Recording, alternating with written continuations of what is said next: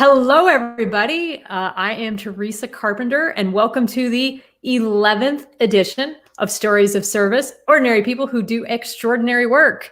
And tonight I have, once again, another amazing guest, because as you guys know, I always have amazing guests. And tonight I am here with DuWayne Watson. DuWayne Watson, I'll tell you guys a little bit about him. Besides just being a Navy veteran, he has been a leader in executive management from start to finish for over 20 years, having managed several national companies at a large scale while showing global profits for the economy. He's currently the Chief Executive Officer for the Watson Distributing Corporation. They are headquartered out of, I think it's Aurora, Colorado, which is near Denver. He focuses on helping entrepreneurs with company IT, intelligence, fintech, digital trafficking, marketing and advertising, sales team building, retail distribution, supply chain, new brands, lead generation, social media campaigns, targeting, networking system integrations, network management, consulting, analytics, and portfolio management. His company's techniques uses a specific market that is dedicated to an individual lifestyle brand that will attract a unique customer base. And if you guys check him out on Instagram, you see exactly what I'm talking about. He builds brands, launches them from start to finish, and he credits the ethos that he learned while serving in the military as the foundation to where he is today. So welcome, DuWayne. It is great to have you. Thank you very much, and thank you for having me. Awesome. I'm so glad that you're with us today. DuWayne is a perfect example of the power of social media too, because we met, I believe, through LinkedIn, and yes. You started following some of my content. We kept in touch. This is even before I started the podcast. And then when I started the podcast, you offered to be a guest. And so I just love when people do that. They reach out to me and they say, I'd love to be a guest. And I think about what my aim is to provide services to people and be of service to others. And he fits the vision and the mission for what I'm trying to do, DuWayne. So thank you so much for volunteering your time. And I think the first thing I want to ask you is, I know that you were in the Navy and you are a veteran. So tell me a little bit about your military journey, why you joined the Navy, and what you did while you served. The journey began, I'm from a small town, Jupiter, Florida. I think 20,000 people, and I didn't want to be stuck in that town. Many people join because of that reason. Yeah, probably 99.9, right? So, I come from a Navy background. My father was in family members before him, so I was already very familiar with it. And what's funny is I almost joined the Coast Guard, but that's the Coast Guard. I wanted to travel, right? And so I was talking with the Coast Guard. I walked out, and there was a Navy recruiter. He goes, "Hey," like that. We started. It was so random, like what? So we just started talking, and what do you want? What do you want to do? And this, that, and other. And they just fit the bill. And what's funny is when I joined, right, probably about a month before I was supposed to go in, it was to Great Lakes, Michigan, the boot camp. Yep. I fractured my right wrist about 1 month prior to going in. I had a motorcycle accident. So they're like, all right, now you're in delayed entry program. So I had to wait. I was like, now I'm stuck here longer. This is a true story. So I'm left-handed, and I fractured my right wrist. 2 months into it, I sawed off my cast and went in. True story. I'm like, true story. I went in. I'm like, I'll figure it out, because, you're smaller back then. You're a kid. So right. I sawed it off, and I did it. I made it like a little cripple, and they didn't catch it. Wow, you must have really wanted to join the military. Badly, especially the Navy. And how cool is it to be accepted by one of the largest organizations? So it was a fit. It was a fit from day one. And they were really, really good to me. I have no bad stories. The missions we've done or did, everything about them was a culture fit. What was your job? Originally, AD. So I was an AD in A school. Aviation mechanics. Yep. Aircraft mechanics. Yeah, and I cross-rated to AE. I believe you were in the same. Yes, aviation electrician's mate. That's what I used to be. And I cross-rated to that because I was in HM14, which is underwater explosives countermeasure. and bombs are electrical. So, and then that was one of the reasons why. And I was in a 72-hour contingency squadron. So anywhere in the world, we had to be there. So we would clear the bombs. So like in the Persian Gulf, for instance, we would clear the way for the tankers, or for us, that we had a clear passage. So it was very important that we didn't miss anything, you know, because you have so many different types of underwater bombs, you know, the ones that go off by a certain noise a ship makes, or the old moored mines where you touch it. And there's several different types. So that's an intelligence thing. So knowing that, yeah, electrical is a little bit more important than anything else. And I did it, and they let me do it. You know, it was really cool. Yeah. So probably within a year of me not even a year, oh God, 6 or 7 months, you know, they give you confidential clearance and all that mess because of what you do. But within 6 or 7 months, I get a phone call 3 a.m. and I have a C-5 Galaxy waiting on me. And they're loading our helicopters up in them, and we're gone, you know. Wow. And on and on and on and on. So you live that life. Right. That got me to travel. You're just constantly on the go, and you don't know where you're going to go. You don't know what's going to happen, but there's always something new, always some sort of a mission that's challenging. That's amazing. Yeah. And I had, by age 21, I'd already been to 7 or 8 different countries that early in age in life. And it was really cool the way they wrapped you around what you did. It's not like in the movies where it's all serious, you know, you have downtime and all that, and they make sure you have downtime, you know, and you don't have to go out and be combat. In my squadron, how are you feeling today? Are your bills paid? If you had a relationship, how's that going? They ask you questions like a friend. You're like, you know, and plus, you know, naval intelligence, they're checking your credit. They're looking at everything to make sure you're okay up here and you're not hiding something. So you're a benefit other than anything else. So that was the lifestyle. Yeah. It was really cool. A lot of Americans think that you join the military and you're definitely going to see combat, and it's going to be hardcore deployments constantly, no downtime. And a lot of people don't understand that the military is so vast, and there's so many different types of jobs. Like you said, like your job was more intelligence based. There's even jobs, as I say, like mine, I'm in a creative endeavor, or more of an art kind of job, although there's a lot of rigidity to it as well, and rules and policies. But that's a piece to joining and being and serving that people don't sometimes understand until they talk to people who have served, and just the amazing experience to have traveled all those countries. And so how many years were you in? Total of 9. Oh, wow. Okay. Which is about the norm for being in that world. You know, like the average SEAL, you know, they're 9 years, they blow out. And it just depends, you know. So when you're living that, not high profile, because we don't really talk about it. Matter of fact, most people don't even know what I did. And before I got out, I had signed paperwork that I wouldn't even talk about it for a number of years. Wow. Yeah. And then what's funny is one of the missions was Earnest Will. You can actually Google it now. It finally went public about 7 or 8 years ago. And some of our techniques, they actually teach at the academy. So that was really cool that I was part of that, you know. Can you give us a little example of what is Earnest Will? What was it about?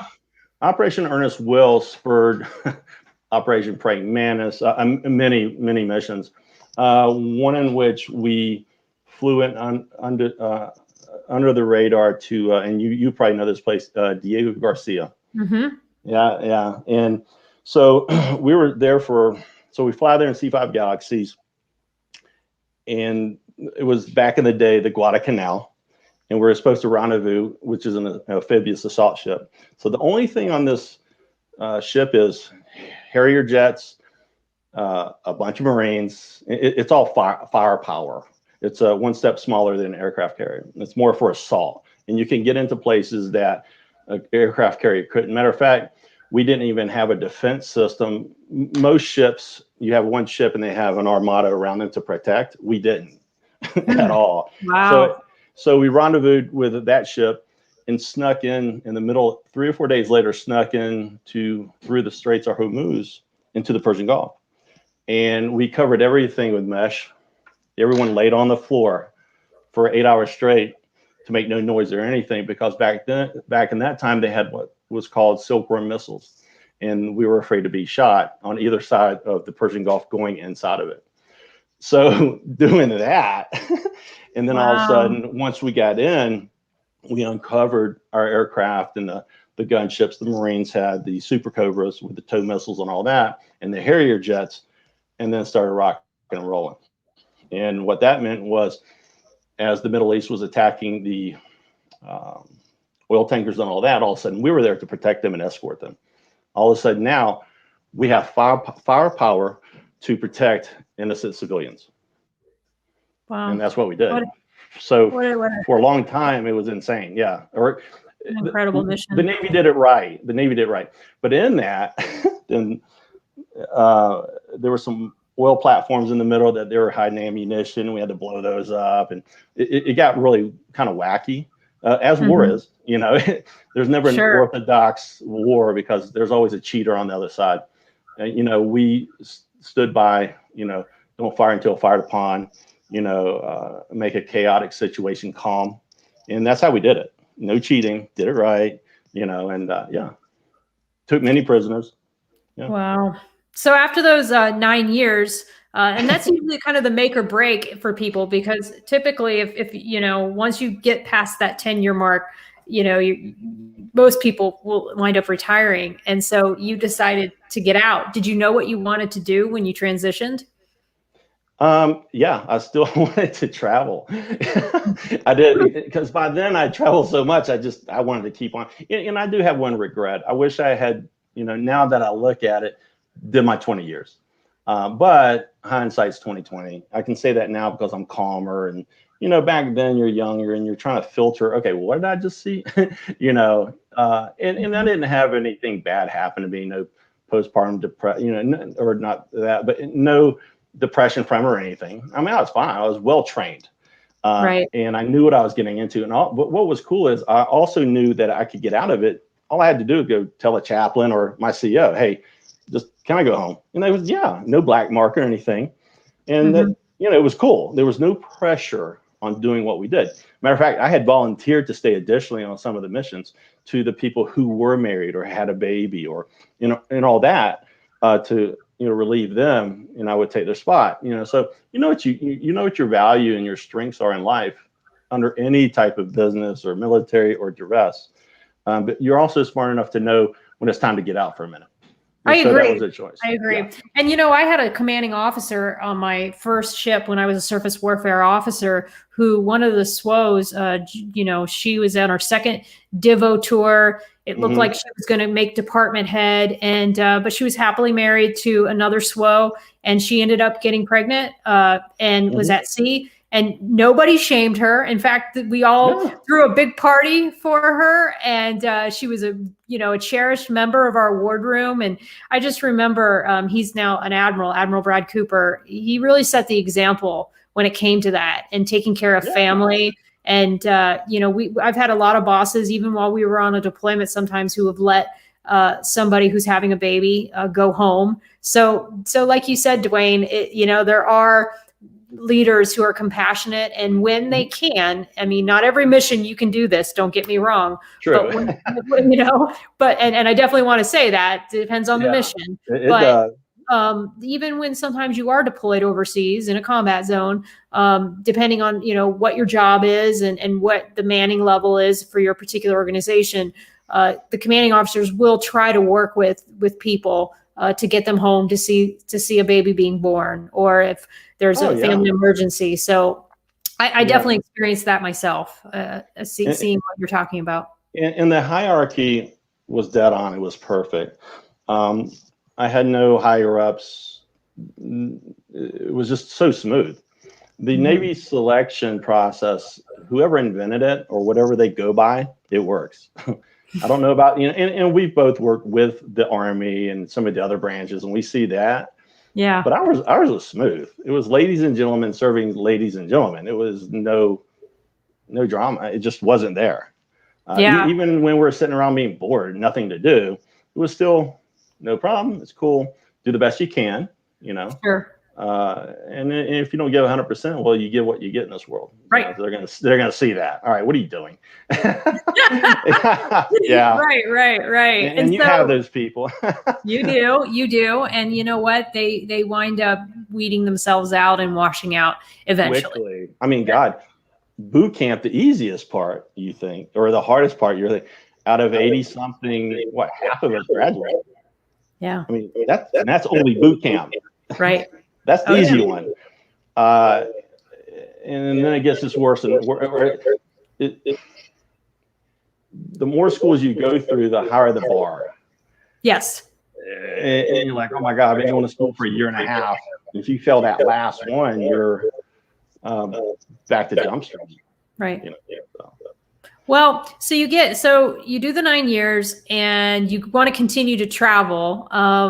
What kinds of jobs did you do before you decided to start a business? So I moved to Switzerland, of all places. I just picked it. No plan, no nothing, having a strong aviation background. And I got a job at Zurich International Airport for a number of years. So that gave me immediate capital to do what I wanted. And I wanted Europe mainly because I wanted some culture in my life other than the United States. And that's what I was lacking, and I knew it. The education I have didn't really supply it. So I wanted to live more of a European world to learn there instead of the Middle East and some of the other places that we went to. And so that's what I did. Saved up my money, came back to the United States, and started my first company. The very first one I did was, if companies were not doing so well, I'd figure out what it was and I'd fix it. I would get part of those profits from the amount of money that they earned during my 60 days there, or they didn't pay me. I became second in the United States in doing that in conjunction with one of the other companies that introduced me to that business model. What kind of things would you fix? Like you said, if they were doing something wrong, like what kinds of things? Oh my God, some would be, I don't know, their billing, it was terrible. It'd be the obvious that you don't see as a business owner. Their staff was terrible, or there's money being stolen. So you do an accounting, forensic accounting on the books. Let's start with the money. Then let's interview the staff. What's going on here? Let's hear everyone's complaints and go up the food chain or the hierarchy of who actually really started it. A lot of times there's breakdown in management. A lot of CEOs, they hire people thinking that whoever's below them has the ability, the passion, and the heart to carry on their legacy, when it's not the case. And the difference, and a lot of people don't know this, but a difference between a CEO and a president is the CEO is the visionary, the president is day to day. The CEO is thinking that, and so you have to look at each step: the CEO, the president, the vice president, the secretary, who's handling the money, and then the staff, and then where's it located? So just fundamental business marketing. Yeah, believe it or not. And from that, I built a name, and then I had companies approaching me, and then I just got into different industries that, from some of my clients, I was a licensed, believe it or not, it was so off topic, but I was a licensed general contractor in the state of Florida, because one of my clients, he's like, why am I doing so bad? I'm like, you need a new building. Who would want to walk in this? So what we say is perception pays. The Navy, we have that nice white suit that you have to earn, and the nice, your wings and all those accolades. Well, that's got to look good, your shiny shoes. So perception of what you look like does carry a long way.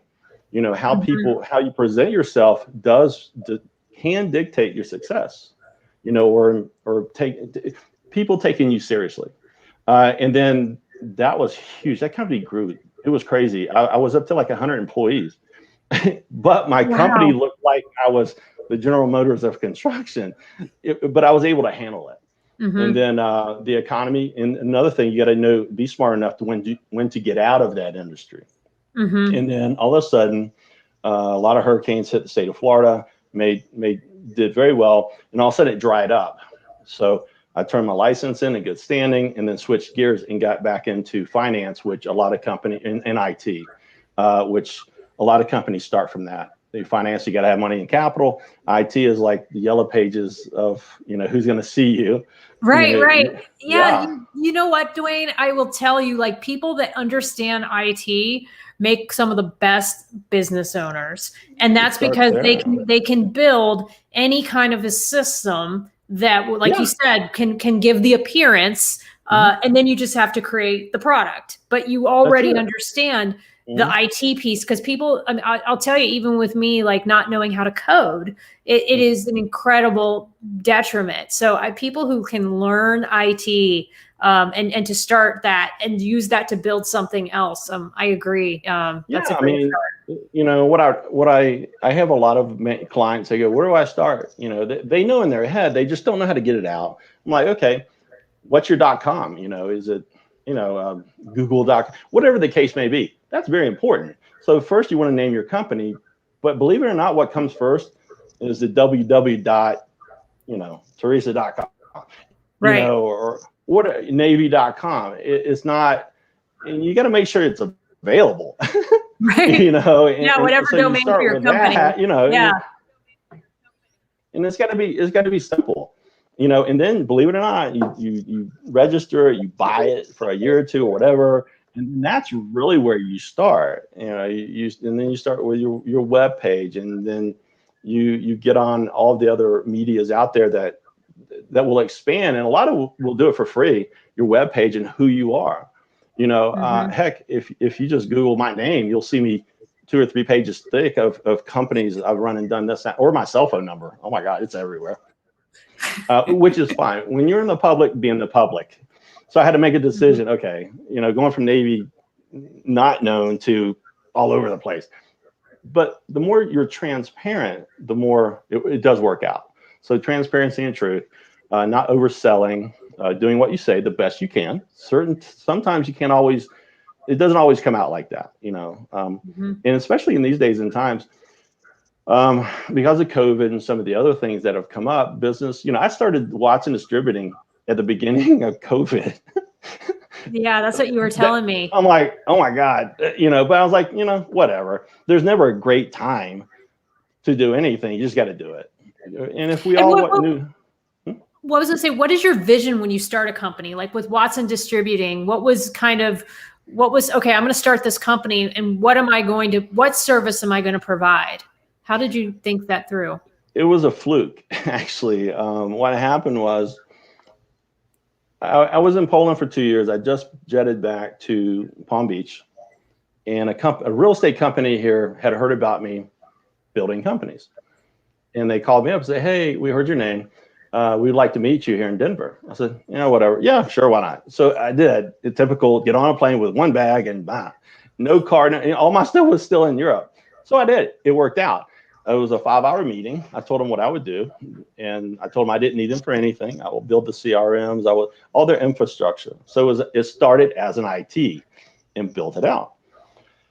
And my contract was a certain amount of time, and all of a sudden I started getting more and more clients calling me. It was random. Hey, like for instance, I have a direct with Walmart and some of the other big retailers from other products that had come forward with owners saying, hey, how do I launch this? How can I get the word out there? I mean, if it wasn't for CNN, we wouldn't even know what COVID is. We just wouldn't. That's the biggest platform. So how do you match that? And so, well, this is how you do it, and this, that, and other. So all of a sudden, I'm reaching out to other distributors to help distribute some of the brands. No one's responding back. Everyone's acting lazy. It's COVID. I said, screw this. So I went out and got my own license, formed that corporation, and said, I'm going to do it myself. I have no idea what I'm doing, but I'm going to figure it out. And I did. And it was 2 people here in Colorado that actually said, man, you need some help. And they helped me. So it's not like I knew it all. No, right. Good people do come out and pay forward, and they did. And they, this is because I have a liquor license. That's ATF. That's one of the highest license. I mean, that's it's, you don't play with that. So, and what do I know, right? And so I learned as I went, so to speak, very quickly. And then all of a sudden, more and more clients came out of the woodwork in that industry. And then the cool part is also some of the clients that had masks and COVID products, and all that, So all of a sudden I had a company, for instance, that had a bad deal with another company here called Chaos Tequila. And what a cool name, right? And it's tequila. And took them on. I had another client, Thoughts Straight Bourbon. I want to make this bourbon. How do you do it? Well, what do I know, right? So I found a manufacturer in a whiskey guy here in Denver, Colorado, or in Colorado Springs, Colorado, and just did it. It's almost like you're a business networker. Like companies are coming to you and saying, well, how do I get this product to market? Who do I work with? And because you've just, over the years, you've gathered sort of these contacts and you sort of know how things operate and who to talk to, it sounds like, and kind of how to move things to the next level. It's just like the Navy. I don't know about you. You know how many times they put us in the middle of nowhere? And you had to make it work. And I got a compass, all right. And you're the end all be all. If it goes, I mean, even when you're flying a helicopter, you have your little beacon, but I mean, you got to know how to swim. I mean, you got to do all these things. And no one right at that moment is there to reach you out of the water. You got to wait and hope they can even get to you. And I'm like, okay, where is the closest, border?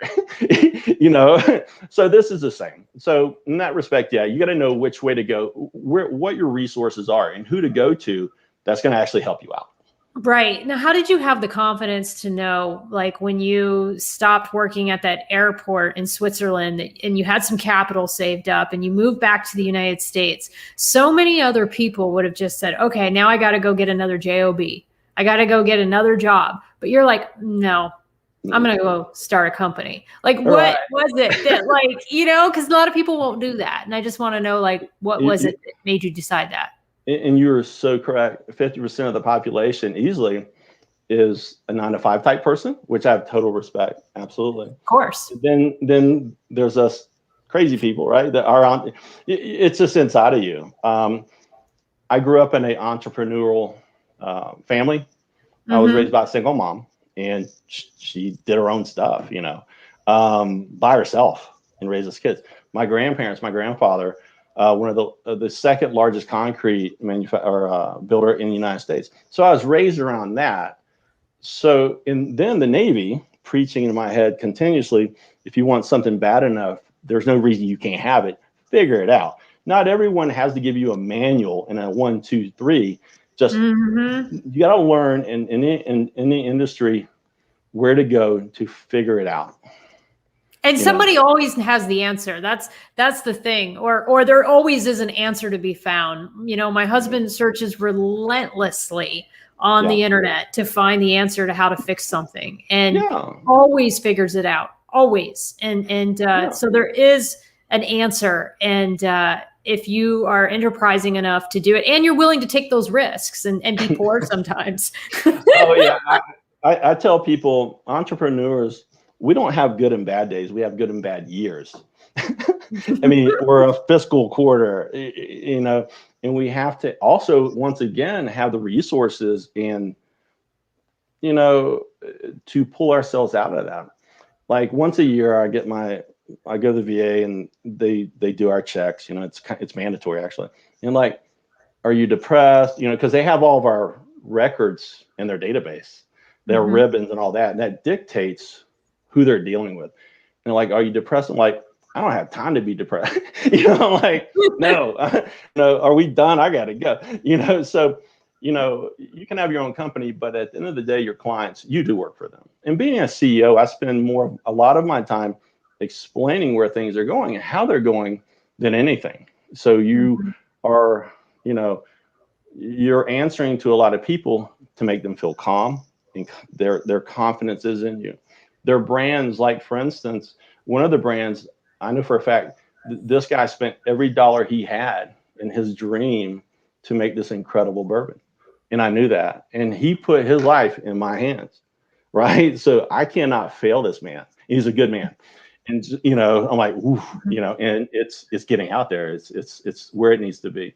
So Wow. you have to find the resources before you say yes. Make sure within reason. You know, anything can happen, but you know that you can perform to the best of your ability. And we all know our abilities. You We know, do. yeah, I have a certain amount of products that we distribute, and I will not go over that count because I'll know it's taken on too much, and the focus won't be solely on what I have. So you want to start with a small amount, make those successful, and then build from there. Because when you build out, you have to have partners to help you. That takes money, and you got to teach them. You know, so your people grow. I went from building with one person. Now I deal with, oh my God, 50, 60, 70 people, you know, all Wow. day. Yeah. I mean, easily. Yeah. Well, On my if cell you, phone alone, yeah, it's insane. 40 or 50 calls a day. I can't take them all, but, you know, do the best you can. that's insane. Well, if you guys go on his Instagram, what's under and give everybody the handle because I don't want to get it wrong. It's Watson Distributing. Yeah. I Watson. made that simple. All right, Watson Distributing, and Yeah. it's just a very visually appealing page with all kinds of different food and beverage brands, Yeah. and it's definitely doing quite well. And that's remarkable that you just started that in the height of COVID. That's yeah. wow. Well, we were essential workers, so Yeah, yeah. Well, so I could say I'm a. yes, So yes. you know, it's And not and like. then and then definitely the food and beverage industry is can be very cutthroat. And I'm curious, were you ever in that industry before you started, or you didn't? Wow. No, our mantra is, or our claim to fame is, we're a small boutique company. We're only going to focus on you. We're not a conglomerate like some of the bigger ones, you know, Glacier. There's so many of them, but there's some big ones that we all know.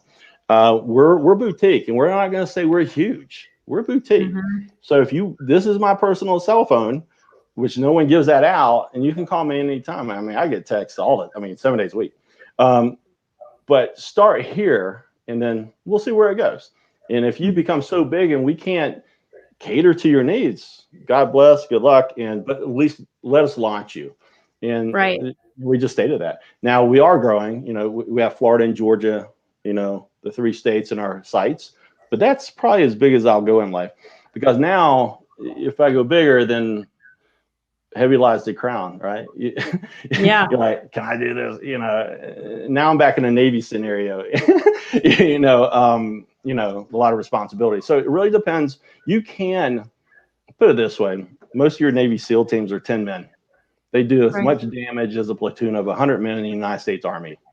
You can make the same amount of money with a small team opposed to a huge team where you can't watch everyone all the time. But I can give one-on-one to my clients and all that, being small, still making the same amount of money without a lot of the risk. So baby steps, day by day, and that's my advice. Yeah. No, I like that. I think that's a great approach to have, like the incremental approach. So I have to ask, in the food and beverage industry, there is a lot of culture, nightlife culture, and other things. And as a business owner, you have to be a fairly responsible person, obviously, to be able to scale that. How do you kind of manage that in such an industry? In the in the beginning, to be honest, I really didn't, because you didn't see it coming. You're like, this is a lot of fun, you know. Oh yeah, it's a party lifestyle. It is, and you know, being from Florida, a tourist state, you know, I was right in it. But eventually, you have to wake up and say, okay, this is a business. It's a responsible business. I carry a license that can carry me a long way. So you let everyone else act silly and go into the wee hours of the night. But me being who I am right here, right now, it's got to be daytime hours, and you have to have structure. So what I did was, after I sat back, you know, and for me personally as a human being, you know, it goes back to my Navy days. After a mission, the Navy would tell me to take 2 months off, not off. I mean, but they would give me a meaningless job for a couple of months just to make sure I was okay. Reset. Downtime. So I stood back, went by their management way and said, okay, what am I doing? Self-assess. You have to self-assess yourself every day in multiples. What am I doing right? What am I doing wrong? And, what's the bad? We used to say in the Navy, bad is good. We already know the good. What's bad? What am I doing wrong? And just what I was doing wrong was I didn't have a schedule, a 9 to 5, and that's where I switched it. And all of a sudden I have more energy and I'm more alert and I'm catching business that if I was out until 2 a.m, I wouldn't have caught it the next day. So you have to schedule your business. I don't care what it is to be reasonable to match your daily life for family, friends, or whatever the case, that you don't go down that rabbit hole and you don't know what your name is, right, or what you stand so yeah, for. that industry can turn against you. Sure, absolutely. Just like anything, if you get too involved, then all of a sudden you're like, oh God, so that was one of the things I switched around. It took a minute to see it, but that's what I did. Yeah. What do you think is probably the biggest thing that serving in the military taught you that you've carried over into your business life? That's an easy one. I tell people this all the time. You can take nothing and make something out of it. You can put us anywhere and we're going to know what's up. We're going to take the resources we have. If you put me in the middle of a desert, I'll find some water and make a house. I mean, it's just, there's nothing you can't do if you want it bad enough. And whatever resources around you is the resource you're going to use until that collects another resource in the middle of nowhere or whatever the case. And all of a sudden, the universe is going to collect around you more and more and more. So yeah, taking nothing and just having the vision to see it through to completion if you want it bad enough.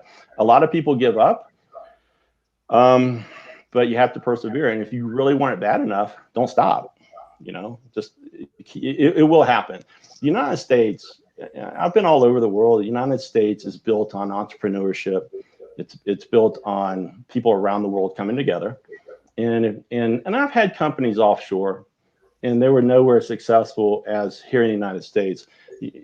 American citizens or whoever is here in the United States, we do have a big heart. We do have that helping hand, here's the best place to start a business. It's the most expensive place to start a business. Yeah, it really is. I mean, you can form a corporation for a couple of $100. Where in Switzerland, I had one that was like 2,000. I mean, so there, yeah, I mean, and it's old school in certain places in this world. Where United States, we're still a baby. We still don't know what we're doing in certain areas, but we can grow, so just keep working it. Just keep working it. And there is a lot of opportunities for veterans who want to start businesses too. I have a lot of friends in the transition community, and I know Bunker Labs is one that I can think of off the top of my head, but there's many, many more. In fact, I want to get some more transition experts to talk about transition and entrepreneurship for veterans, because I believe that military people who've served in the military are some of the best business owners because of everything that you're saying. Yeah, we're very regimented. I'm a bracketer, so I don't start something until the first is completed. You go A, B, C, D. You don't go A and Z. Yeah, so I'm a step-by-step guy that can help you or hurt you. But when you get too scattered, the first thing I recommend is build your business model. Where do I start? All right. For me personally, the domain name. Then you form the company. You want to make sure things are congruent. They align, they complement each other. Get your email address. 800 numbers are free these days. So I make a business model, what my target is, and what are the steps to get to where I'm going. And you do it on a spreadsheet, and in your head you're thinking, oh, it's 2 or 3 things. When you actually put it to writing, you scribble on a piece of paper, all of a sudden you have about 50 line items that have to be completed before you launch. And they'll start coming out, a federal tax ID number, or, marketing. What's that look like? How much is that, going to cost? I had a skin cream company, for instance, said, hey, we want to launch this skin cream. We would spend $250,000 a month getting that word out for that skin cream company. $250,000, just to give you an idea, made it gross for them $3 million in sales. So it takes money, but also you can do it, way, more inexpensive, but it just depends on how big you want to go. So I always encourage everyone, start small, let the money flow. Once you are making enough to live on, feed your family, or whatever the case, then look at, growth, but within reason, because growth normally takes up about 30% of your money that's coming in. It does. Yeah. And that's a big amount of money. So if you're feeding yourself $10,000 a month, now all of a sudden you're down to $7 or whatever the case may be. And you have to be prepared for that, and what's that look like? Is that good money going after bad, bad money going after good, or whatever the case may be? Is that disposable income you're ready and prepared to get rid, will it come back? What's your ROI? So those are all variables that you really have to really consider, that most don't know. It's, right. Fail and fail fast is what we say. Real quick. I want to know now, where I'm at. I don't want to wait. Let's talk about it next week. No. Let's talk now. Let's act on this now. But we don't know everything. Well, we never will. If we all knew tomorrow, we'd all be very wealthy, right? So. And I think the two things that stick in my mind is that you have to not, like you said, don't be afraid to fail. You're going to fail. There's no way to get out of this without failing at certain things so that you can learn. And then number two, you're probably going to start more than one company. You're going to continue to just sort of build and be somewhat of a serial entrepreneur, because maybe the first business that you start doesn't work or whatever. And it's just a matter of continuing to try. And I think everybody has it within them to create something, whether it be a business, whether it be a nonprofit, whether it be a piece of art. I think that the very act of creation is something that really fascinates me, because it comes from within. It's not, oh, I'm just going to go work for this person and do this. I mean, that's part of our lives as well. And we need to be doing that. And a lot of us need that for a livelihood. But I think that there's also a part of within everyone that wants to create and wants to build something. Is there anything that I haven't asked you or that you wanted to touch upon that I didn't touch upon? No, you did incredible. You're way ahead of, you did perfectly. And one last thing, I have owned 3 or 4 different industries: merchant processing, finance, building, and now distribution. You also have to sometimes go with the flow of the economy, unfortunately, and have a plan B. Some of the other people I know, they'll have 2 or 3 different companies with different industries, just to take that measure, which one's going to which one's going to take, right? Because sometimes, and those things are like, you could be the best business owner in the world and you could have this great model and everything could be working out, but because the economy isn't favorable to that particular market at that time, you just unfortunately won't do well. So that's another good one to keep in mind. Yeah, you have to know when to switch gears and have a plan B. You really do. And I was able to do that. Go from a builder to merchant processing. I own 2 merchant processing companies, and they're both sold. And I knew that was going a little weird. Now, what I do now, distribution, if I have one product that goes south, I have others. So I kind of got into a field now. It took me years to figure this out. I've been doing this 20 years to find an industry that I can shift gears internally. I don't have to start a new company from scratch and go and do it all over again. Right, because you're basically a consultant to many businesses. So if one of those businesses doesn't do well, you've got all these other businesses that you're sort of juggling at the same time. So that's right. Wow, that's so impressive. DuWayne, I just want to thank you so much. Thank you. This has been an amazing conversation. It's so exciting to talk to somebody who's really living their dream or their vision and their path. And that's an incredible thing to be doing. So what I'm going to do now is I'm going to hit in the broadcast, but love to have you meet me backstage. So for all of you who are watching tonight, thank you so much. Don't know when I'm going to do another episode. I'm supposed to be going on a military mission. We'll see. But stay tuned. Thanks for watching and enjoy the rest of your evening. Bye now, everyone. All right. Bye-bye.